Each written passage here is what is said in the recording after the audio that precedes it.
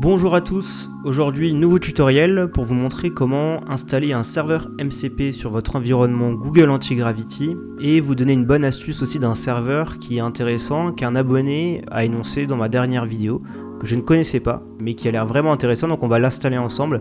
C'est un serveur qui est dit custom, donc on va pouvoir voir la manipulation de comment ça marche. Alors on se retrouve directement sur l'écran de Google Antigravity, sur un nouveau projet test que j'ai créé ici. En haut à droite, vous allez pouvoir avoir ici les options additionnelles. Je vous invite à aller dessus et aller sur la partie serveur MCP. Dans cette partie serveur MCP, vous avez différents serveurs MCP qui sont déjà configurés. Alors qu'est-ce qu'un serveur MCP? Un serveur MCP, c'est une connexion entre votre agent IA et un autre outil tierce.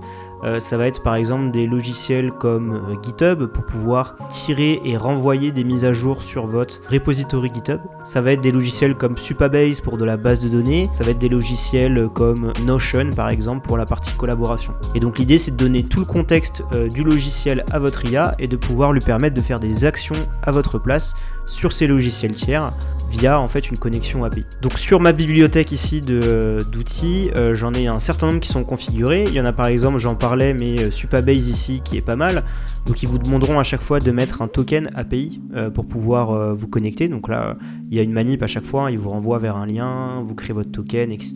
Vous donnez les bons accès. L'abonné m'a parlé d'un serveur MCP qui s'appelle Context7, qui est ici. Et Context7, moi je connaissais pas, ça permet en fait d'accéder à toutes les dernières versions de librairies de code. C'est-à-dire que si dans votre projet vous utilisez par exemple Node.js ou d'autres langages informatiques et qu'il y a une mise à jour qui est faite récemment, votre agent IA, votre LLM, donc Claude, Gemini par exemple, vont pas avoir forcément en tête les dernières mises à jour qui ont été apportées au langage de développement. Et des outils comme Context7 permettent de centraliser toutes ces mises à jour pour que votre agent sache que le terme anciennement utilisé n'est plus valide ou bien que la façon de coder, etc. n'est plus la même. Et donc vous allez pouvoir connecter directement votre agent à Context7 pour être sûr de ne pas avoir d'erreur due à une dépendance par exemple qui n'était pas à jour. Donc comment connecter votre agent IA à Context7? Vous vous retrouvez ici sur votre compte.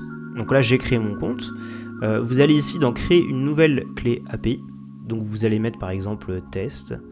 Voilà, j'ai déjà plusieurs tests. Vous avez la clé API qui est ici. Vous la copiez.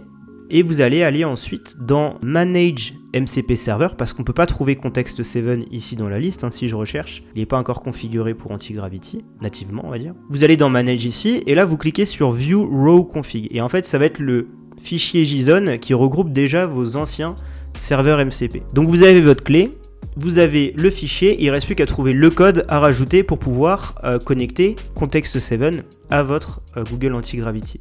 Alors, comment trouver le bon JSON pour pouvoir connecter Context7 à Antigravity? En fait, il suffit d'aller ici dans Install, ici. Ça va vous ouvrir le repository GitHub de Context7 avec toutes les informations, comment l'installer dans Cursor, dans Cloud Code, dans OpenCode.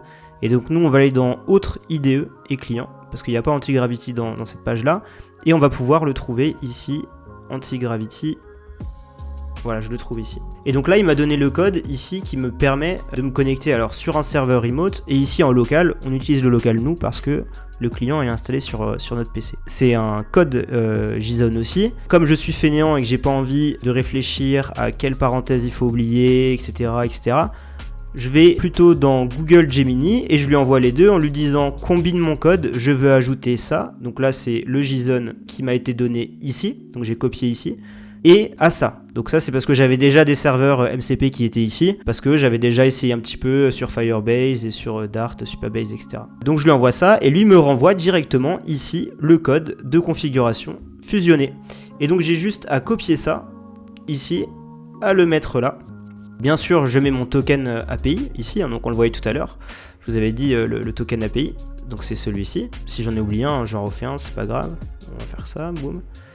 Je copie celui-ci, je le colle ici, et ensuite je sauvegarde. Donc je quitte, je sauvegarde, et là je vais pouvoir faire refresh ici, et je vais voir que mon serveur MCP Context7 est maintenant connecté. Et il faut garder en tête, pour utiliser Context7, c'est important dans le chat en fait de rajouter la mention Use Context7 quand vous faites une demande. Donc par exemple, je veux créer une app, etc. Nanana. Il faut rajouter Use Context7 pour qu'il garde en fait en mémoire cette action-là et de vérifier les dernières versions des différents langages que vous allez utiliser. C'est important de l'utiliser comme ça. J'espère que la vidéo vous a plu. N'hésitez pas à échanger en commentaire sur les serveurs MCP que vous utilisez le plus dans vos projets. On se retrouve à la prochaine pour une nouvelle vidéo.